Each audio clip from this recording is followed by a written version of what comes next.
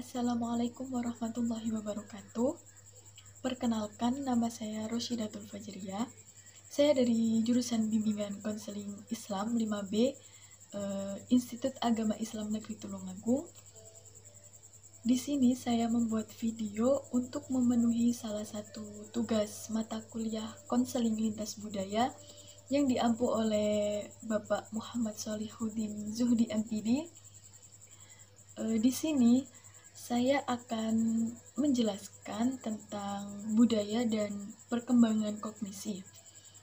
Sebelum saya melanjutkan apa sih budaya dan perkembangan kognisi itu, sebelum melebar kemana-mana, saya akan menjelaskan yang pertama, yakni definisi dari budaya dan perkembangan kognisi. Definisi dari budaya yakni suatu cara hidup berkembang yang dimiliki bersama maupun kelompok serta diwariskan dari generasi ke generasi. Sedangkan pengertian dari perkembangan kognisi itu sendiri yakni suatu aspek perkembangan manusia yang berkaitan dengan pengetahuan.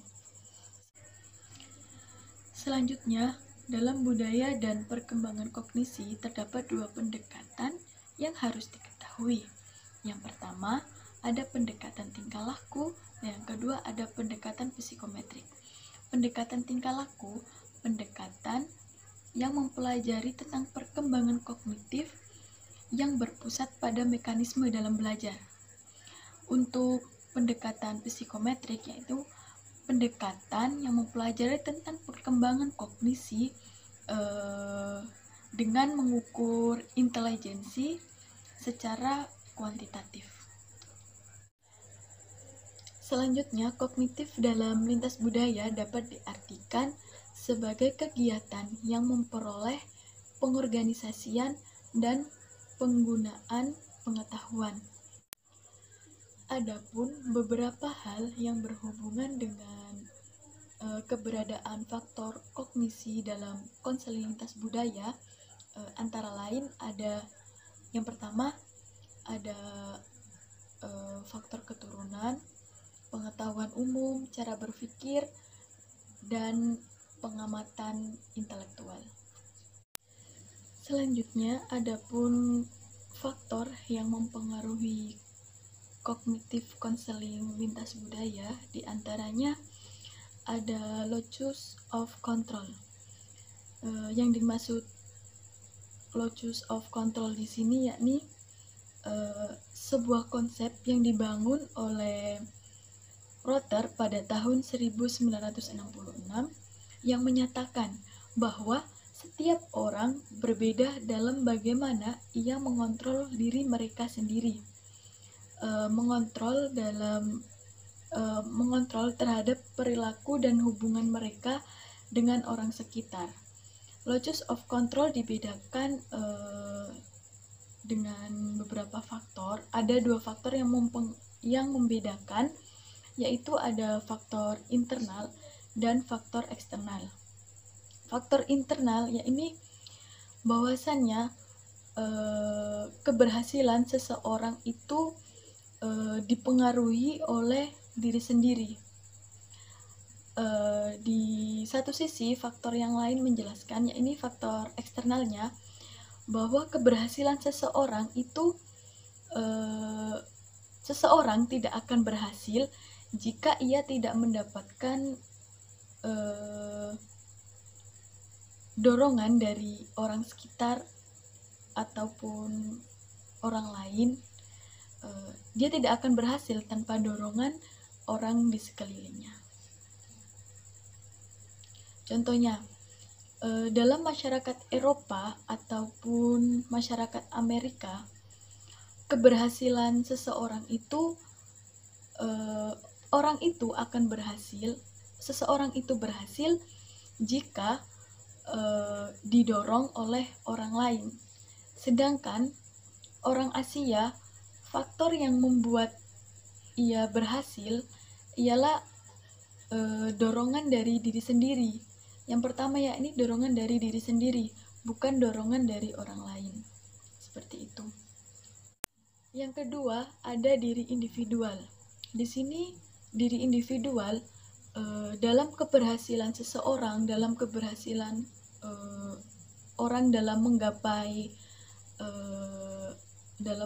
semua cita-citanya, ataupun berhasil dalam mengejar apapun yang diinginkan, itu berasal dari dorongan diri sendiri, berdasarkan niat dari hatinya sendiri, dari dirinya sendiri. Faktor yang mendorong ia sukses yaitu berawal dari dirinya sendiri. Seperti itu. Yang ketiga, di sini ada kolektivitas. Kolektivitas dalam hal ini adalah keberhasilan dan harga diri adalah apabila individu tersebut mampu memenuhi komunitas dan menjadi bagian penting dalam hubungan. Jadi keberhasilan di sini jika ia sudah memenuhi kebutuhan akan pencapaian suatu keberhasilan, misalnya ia ingin berhasil dalam menggapai cita-citanya menjadi seorang guru, seperti itu. Nah, ia harus mempersiapkan apa saja yang dibutuhkan dalam menggapai cita-citanya tersebut, misalnya belajar dengan giat ataupun dan seterusnya, seperti itu.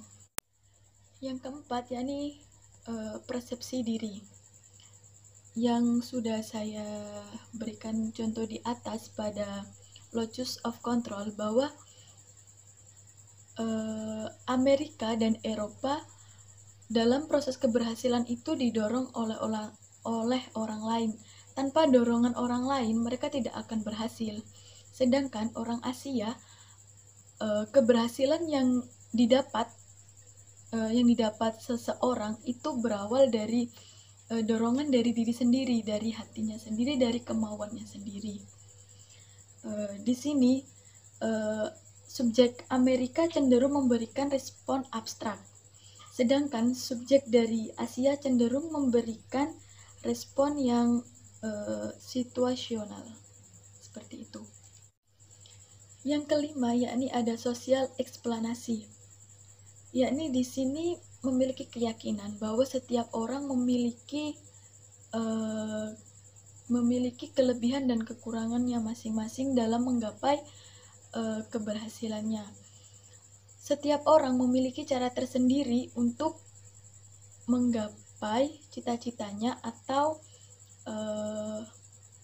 dalam menentukan keberhasilannya, seseorang mempunyai cara tersendiri, seperti yang dilakukan oleh orang Asia, Eropa, ataupun orang Amerika. Masing-masing orang memiliki cara tersendiri dalam mencapai keberhasilannya. Yang keenam ada motivasi prestasi. Dalam motivasi prestasi ini, orang yang berhasil biasanya melihat orang-orang yang terlebih dahulu berhasil. Bagaimana sih caranya orang itu kok bisa berhasil? Trik apa yang mereka lakukan, trik apa yang mereka buat, cara seperti apa yang mereka buat, sehingga ia bisa berhasil sampai di detik ini. Ia menggunakan trik seperti apa.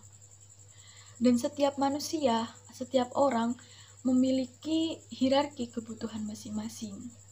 Dalam mencapai keberhasilannya, setiap orang memiliki triknya masing-masing, entah itu didorong dari orang sekitar, dari keluarga, teman, sahabat, ataupun dari diri sendiri. Tanpa meminta dorongan dari orang lain, ia akan berhasil. Seperti itu.